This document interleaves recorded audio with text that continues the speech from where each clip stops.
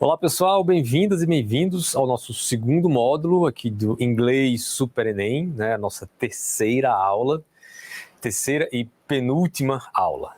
Hoje a gente vai ver um pouco de uma noção que talvez a gente não tenha tão presente nas nossas vidas com relação ao inglês. O inglês como uma língua mundial, né? uma língua franca, falado em vários países. E aí a gente tem sempre, do nosso ponto de vista, nós aqui, brasileiros, que falamos português brasileiro como língua materna, a gente tem sempre a relação com o inglês de um aprendizado de língua estrangeira. Mas existem lugares em que as pessoas falam outras línguas em casa, aprendem outras línguas em casa, usam outras línguas na rua, e, no entanto, o seu próprio país tem o inglês como língua oficial. Então, noticiário vai ser em inglês, uma criança nasce, você registra aquela criança em inglês. Essas pessoas precisam aprender a falar também o inglês, obviamente, vai utilizar esse inglês no seu dia a dia juntamente com as outras línguas, é algo que não acontece aqui no Brasil, só em situações muito restritas, normalmente sala de aula, ou enfim, se você estiver conversando com alguém que está visitando o Brasil, que seja de língua inglesa, enfim. O fato é que a gente não usa a língua mesmo, né, aqui no Brasil. E aí, algumas questões para essas pessoas desses países, algumas questões identitárias, se fazem presentes, elas precisam lidar com isso. Então a gente vai ver hoje, pensar um pouco, ver alguns textos, e conversar um pouco a respeito desse aspecto da língua, né, o aspecto identitário que todas as línguas têm, que todos nós temos, né, a partir das línguas que nós falamos. E aí a gente passa para uma questão do Enem em que esse tema foi utilizado. Vamos nessa? Então, trabalharemos hoje com algumas noções de construção de identidade, como eu falei, através das línguas que falamos, para entendermos melhor um texto utilizado pelo Enem no ano de 2018. O que a sua língua fala sobre você, né? A gente fala a nossa língua e a língua fala sobre nós, né? A partir do momento quando você abre a boca, né, alguém vai dizer, não, peraí, essa pessoa é do Ceará, não sei de onde do Ceará, deixa eu ver aqui. Bom, se ela chia um pouco no dia, talvez seja de Fortaleza, se for lá do Cariri, aí vai falar dia, mais ou menos assim como o pessoal da Paraíba, como eu que sou do Rio Grande do Norte, ali. Ou seja, quando a gente abre a boca, a gente começa a dizer de onde a gente é, né? Quem somos nós? Existem certas informações que a forma como nós utilizamos a língua que nós falamos nos identifica. Então, assim, quando a gente vê aqui, né? O que a língua diz sobre você, né? A gente tem uma carteira de identidade aqui, né? Um documento de identidade. Um documento de identidade tem nossa foto, que nos identifica, tem nosso nome dos nossos pais, cidade onde a gente nasceu, algumas outras informações, tipo CPF, etc. Mas, por exemplo, se você nasceu em São Paulo, só que só nasceu lá e veio criança para o Ceará, você é cearense, muito mais do que você é paulistano ou paulista, né? Paulistana ou paulista. Isso a identidade, o documento de identidade não vai saber dizer, né? A língua sabe. E, muito embora para a gente esse tipo de identidade linguística não seja tão carregada de problemas, ela é carregada de problemas, sim. Mas talvez não no grau em que isso acontece em alguns outros países, e na modalidade em que acontece lá, por causa do ordenamento social que eles têm, como essas sociedades se organizam e a história que essas sociedades tiveram, né, que difere um pouco da nossa. Então a gente vai dar uma olhada aqui num texto desse cidadão aí, esse simpático senhor. Se chama David Crystal, ele é um dos nomes mais conhecidos da linguística, né, de língua inglesa, um dos maiores estudiosos e professores e teóricos da língua inglesa hoje, David Crystal. E ele tem ele discursou num evento, e o título do discurso dele era isso, a palestra era The Future of Englishes. Aí a gente fica achando estranho, né? normalmente a gente escuta The Future of English, o futuro do inglês. Só que ele fala o futuro dos ingleses. Ele está falando das pessoas da Inglaterra? Não. Está falando das várias línguas inglesas, porque existem variações a depender de onde essa língua é falada. Que transformações, que processos históricos foram esses a que essa língua foi submetida. Então, alguém que fala inglês na Inglaterra vai ser alguém que vai falar um inglês diferente de alguém da África do Sul, por exemplo. Né, que é diferente de alguém da Nova Zelândia, por exemplo. Então, e a gente tem, na verdade, um número muito maior de pessoas aprendendo inglês como segunda língua, como língua estrangeira, do que pessoas nativas da língua inglesa, de fato, no mundo. Então, ele faz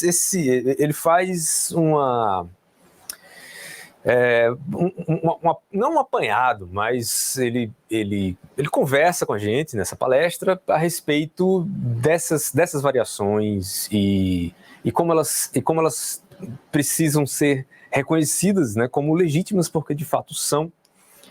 Então, a gente vai utilizar parte desse texto para uma questão, né, para imitar ali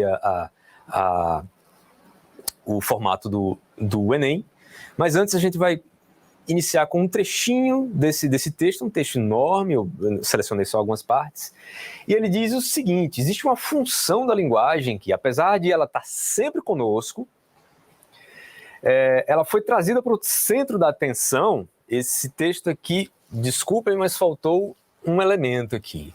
Has been. Faltou aqui, ó, e eu não vi. Então, has been brought into the center of our attention. Foi trazida para o centro da nossa atenção, ok? Só registrem aí para quando vocês forem estudar. Trazida para o centro da nossa atenção pela questão do World English, o inglês planetário, o inglês mundial, o inglês que é falado, enfim, no mundo inteiro, né? E essa questão, essa função, aliás, é a identidade. De fato, em qualquer escala de importância relativa, ele diz, onde a importância é julgada em termos do que as pessoas estão dispostas a fazer, a identidade na língua surge anos-luz à frente da comunicação. Normalmente a gente vai pensar na língua, para que a língua serve? Serve para que eu fale alguma coisa aqui e você entenda aí. Serve para que eu, utilizando essa língua como instrumento, transmita uma mensagem para vocês, né? A função comunicativa da língua está acontecendo agora. Eu estou falando, vocês estão escutando daí, né? Vocês entendem, eu falo, vocês entendem. Se vocês falassem daí, eu entenderia que, enfim, se falássemos uma mesma língua, a língua que nós entendemos. Então, a língua tem essa característica de inteligibilidade, na verdade. Ela precisa ser padronizada para que todo mundo saiba utilizá-la de modo que as outras pessoas identifiquem o que está sendo dito.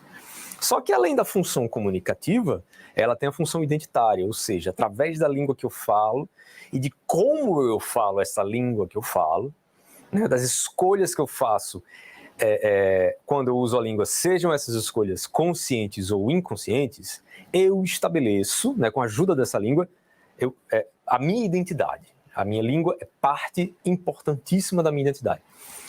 Então ele continua. Ele continua de algum lugar, que eu me perdi. Tá, aqui. As pessoas normalmente não fazem greve de fome, por exemplo, não participam de protestos na rua e nem invadem prédios públicos, nem se matam por causa da comunicação ou da inteligibilidade, né? Mas as pessoas fazem todas essas coisas por causa da identidade. Para preservar sua língua, seja coletivamente ou individualmente, em face do que eles entendem como uma ameaça. Então, por exemplo, se a gente pega a Catalunha na Espanha, né? É uma região que mantém uma identidade própria fortíssima, com uma língua própria, que é o catalão, né? E tem uma certa força política para poder, historicamente, se opor à sua própria identidade, a ao esforço de assimilação, digamos assim, do país maior onde aquela região está incluída, que é a Espanha, né? Então eles fazem questão de ter o catalão como língua regional nas placas no meio da rua, eles fazem questão de falar aquela língua. É uma forma de você reafirmar, né, a sua identidade, quem você é, em contraste com uma outra, né? Com uma outra identidade, com uma outra comunidade. E normalmente isso se dá de uma forma conflituosa, né? Então, peguei aquele primeiro recorte e agora esse segundo recorte a gente vai ler o que ele está falando aqui e fazer uma questão ou algo que não é exatamente como uma questão do Enem, porque só tem 4 proposições. Mas a gente faz essa questão para poder exercitar a nossa reflexão sobre o tema e aí a gente passa para a questão que foi utilizada no Enem mesmo. Ele diz, o David Crystal, né? As línguas, elas se espalham pelo planeta, né? Não por causa de características estruturais intrínsecas. Ou seja, o que ele está dizendo aqui, né? Não é porque o inglês é uma língua melhor, naturalmente melhor do que as outras, é por isso que ela se impôs às outras. Não é por isso. Não por características estruturais intrínsecas, ou seja, noções inerentes de lógica ou beleza ou simplicidade, ou seja lá o que for. Mas elas se espalham por apenas uma razão: o poder das pessoas que usam essa língua, né? Poder militar, poder econômico, né? A influência que essas pessoas têm. Isso é por essa razão que tantos países no mundo acabaram tendo o inglês como língua oficial, né? Eles foram colonizados pelo Império Britânico e tiveram o uso do inglês imposto a eles. É por isso, né, que se fala tanto inglês. Mas essas colônias, com o tempo, né, se tornariam independentes. E com a chegada dessa independência, vem a necessidade de manifestar sua identidade aos olhos do mundo. Ok, somos um país novo, estamos livres do jugo do colonizador, né, do império colonizador. E agora? Quem somos nós? O que a gente vai fazer? Qual é o nosso projeto? E que língua a gente vai falar mesmo? Já que a gente vinha falando inglês até agora? É o questionamento deles. E a maneira mais conveniente, né, de manifestar essa identidade é por intermédio da língua que você usa, né, como a gente estava falando desde o início da aula. Muitos desses novos países, como por exemplo Gana, na África, Nigéria também na África, perceberam que eles não tinham nenhuma escolha além de continuar usando inglês. Né? Por quê? Porque a alternativa a isso, né, se eles não usassem inglês, o que eles teriam que fazer? A alternativa a isso seria fazer uma escolha impossível, né, entre muitas línguas étnicas locais. Esses países eles foram divididos pelas potências colonizadoras, né, em territórios que não respeitavam os territórios das sociedades que viviam lá antes dos colonizadores chegarem. Então, fronteiras naturais ou fronteiras tradicionais, elas foram completamente ignoradas em favor de fronteiras artificiais estabelecidas por esses colonizadores, fossem França, fossem Reino Unido, Inglaterra, fossem Alemanha. E isso fez com que essa pluralidade linguística, né, essas várias sociedades, essas várias etnias, né, com costumes, culturas e línguas diferentes, passassem a conviver sob uma mesma nacionalidade, uma nacionalidade totalmente artificial imposta a eles. Então, assim, como é que eles vão fazer? Né? Os povos falam várias línguas dentro de um mesmo país. Né? Essa pluralidade linguística, ela é um fato social, ela é dada, ela está lá. Né? E o que a gente faz? Escolhe essa língua daqui? Não, mas aí a sociedade dessa etnia aqui vai se sentir prejudicada, porque não foi a língua dela que foi escolhida. Então, quando ele fala de 400, olha só, pessoal, 400, mais de 400 línguas étnicas locais, né? No caso da Nigéria, por exemplo. Fica muito difícil esse tipo de escolha. Contudo, a gente também entende, a gente consegue entender a visão deles de que continuar usando inglês seria, aos olhos de muitas pessoas, uma continuidade dessa ligação, uma continuidade inaceitável dessa ligação com o passado colonial. Como é que esse dilema podia ser resolvido? A resposta foi continuar falando inglês, usando o inglês, mas moldando esse inglês às necessidades deles. Moldando esse inglês às suas próprias necessidades, adicionando vocabulário local, que é só de lá daquele lugar, focando nas variações culturais daquele lugar, desenvolvendo novos padrões de pronúncia. Então é bem capaz, isso acontece, inclusive o David Crystal fala que muitas vezes assim, as pessoas têm a noção, e é uma noção equivocada, de que as pessoas que são nativas da língua inglesa, elas vão ter uma facilidade de entender inglês onde quer que elas cheguem. E ele fala, eu sou nativo da língua inglesa, eu nasci no país de Gales, falo inglês desde criança, e, no entanto, ele conta, né, nos vídeos dele, no YouTube está disponível, inclusive, várias anedotas a respeito de situações em que ele chegava em algum outro país que falava inglês, né, que tinha inglês como língua oficial, e a variedade, a variação, né, o tipo do inglês que era falado lá, era algo que fazia com que houvesse interrupção na comunicação. Ele, peraí, o que você falou? Porque ele não conseguia entender. Todo mundo, todas, em algum momento, né, de suas vidas, vão ter seu uso do inglês criticado, digamos assim, por alguma outra pessoa, seja um pai ou mãe, seja um professor, seja um amigo ou amiga, vizinho, vizinha, editora, colega ou chefe, né? Ele diz. Os contextos podem ser locais, nacionais ou globais.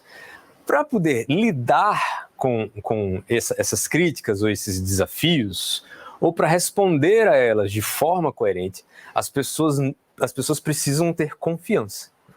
E a confiança vem com o conhecimento, né? E a consciência dos princípios que podem fazer sentido, né, desse mundo linguístico multifacetado e potencialmente confuso que nos cerca, né, ou que cerca essas pessoas. Então um ponto de vista bastante inclusivo, né, que ele tem nesse texto. Né? Ele fala que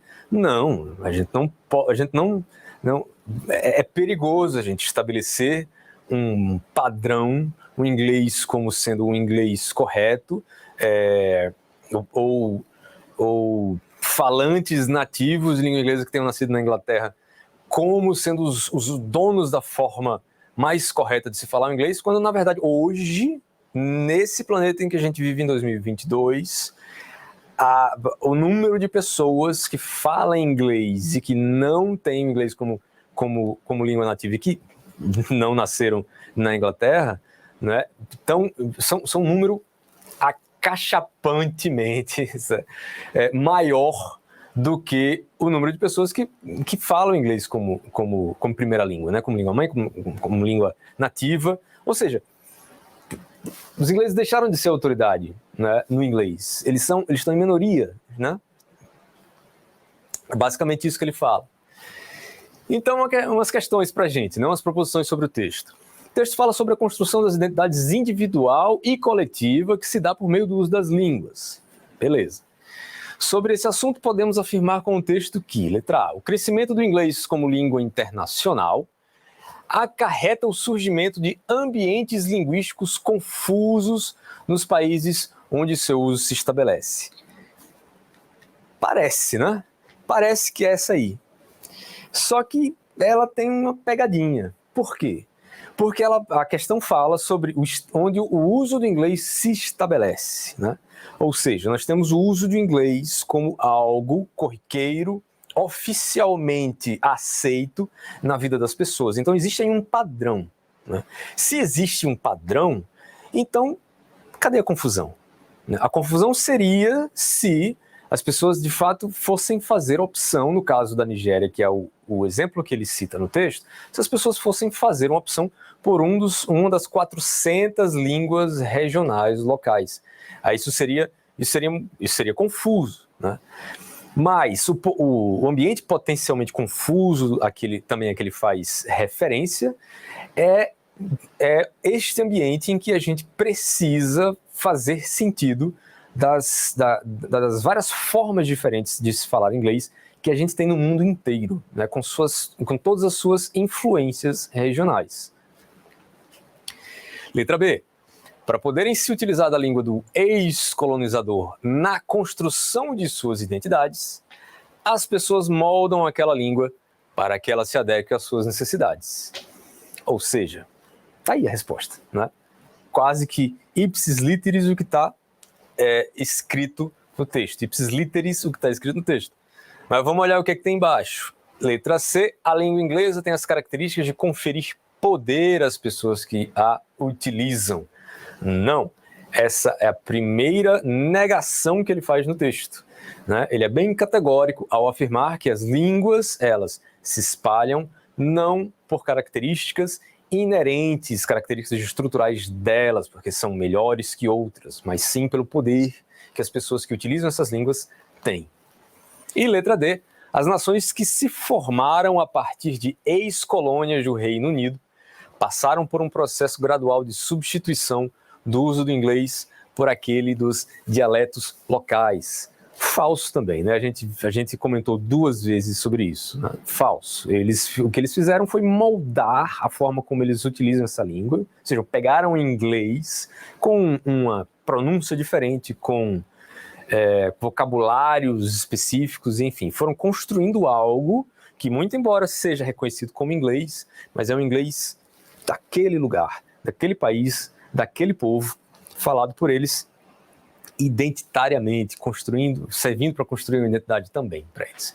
E aí a gente chega para a questão 4, que estava na prova do Enem do ano de 2018, no caderno 2. Bem curtinho. É parte de um poema só. E aí, sendo só parte de um poema, era interessante que a gente tivesse pensado um pouco a respeito desse tema antes de chegar aqui para ler. Por quê? Porque, sendo um texto curto, né, ele vai ser um pouco mais difícil a gente ter uma visão mais panorâmica, desculpem, do tema desse texto, né? Ele tende a dar menos informação para a gente. Então vamos lá, né? Pelo formato do texto, é bom que a gente preste atenção nos gêneros textuais, né? O gênero textual de uma forma muito simplificada, é o formato que o texto adquire, de acordo com a intenção que ele tem, né? Então, assim, eu tenho a intenção de que meu texto seja identificado como um texto poético, uma poesia, um poema.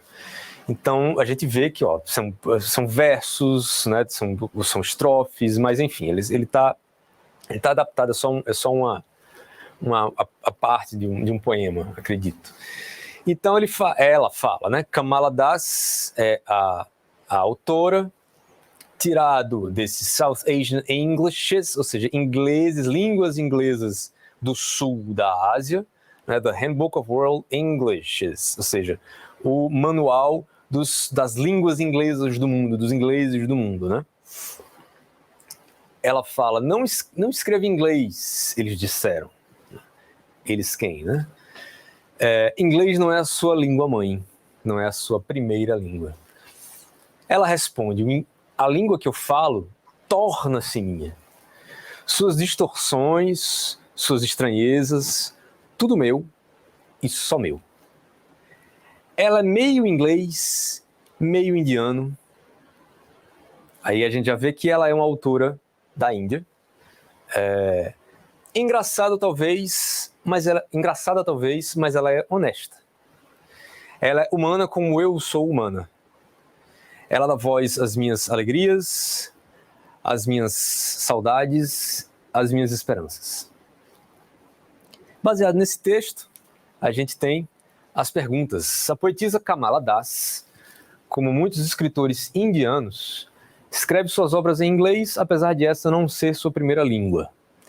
Nesses versos, ela, letra A, usa a língua inglesa com um efeito humorístico.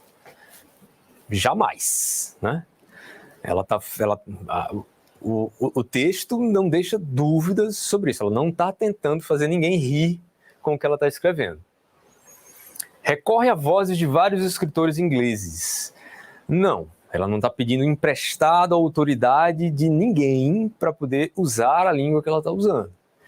Ela está estabelecendo uma autoridade própria de fazer dessa língua um instrumento que atenda às suas próprias necessidades, né? As necessidades de comunicação que ela tem e de construção da sua identidade.